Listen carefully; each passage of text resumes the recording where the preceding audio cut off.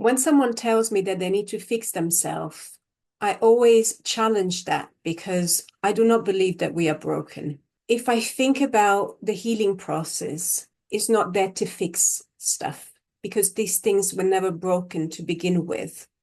This is the self, and then there are layers of experiences that we put on top of the self. Imagine the self being covered of under pile and pile of clutter.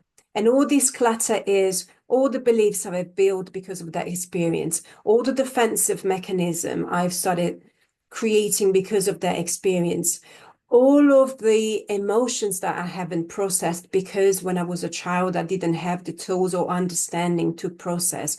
All of the things have remained trapped and unintegrated in my life. All of the people that have then abandoned me or rejected me because of that, and so on. Underneath all of that clutter, all that big pile of crap, there's a self that is waiting and is pulsing there, waiting to be seen for what is. But that self cannot be seen for what is because there's so much on top of that. There's so many layers on top of that is difficult to objectively recognize, oh, that's me. So the healing process is a subtractive process of working through these layers and lenses that have been created in life.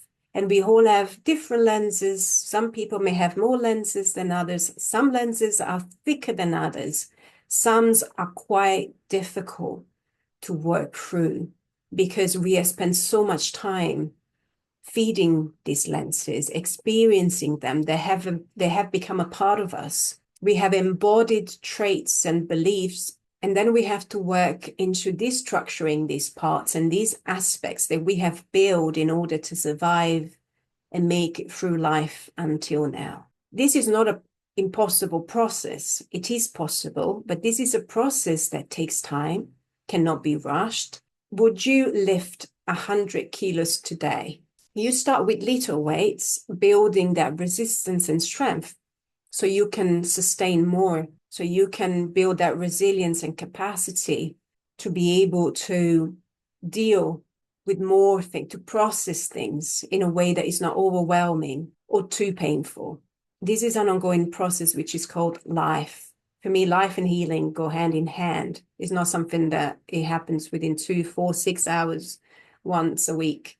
And in a healing room, we just work through some of these layers. And then in your daily life, you get to practice that. So you can train yourself, embody these new ways, work through sustaining these changes in your life, training this muscle that you haven't trained before. And that strengthens the core that is there at the bottom, waiting to be seen for what is. It's just the natural expression of who you are with your talents, your gifts, what you're here to do, to offer, to put a service of the world. So this is my view on fixing the self. There's nothing to fix. Life is challenging and difficult. My invitation is to look at yourself covered by stuff rather than broken. And what is this stuff is there for? What has been the purpose of this stuff? Do I still need to have all of these layers on top of me? Is it okay right now to start taking some of these layers off me? Yeah, let me know what you think. Have a good day.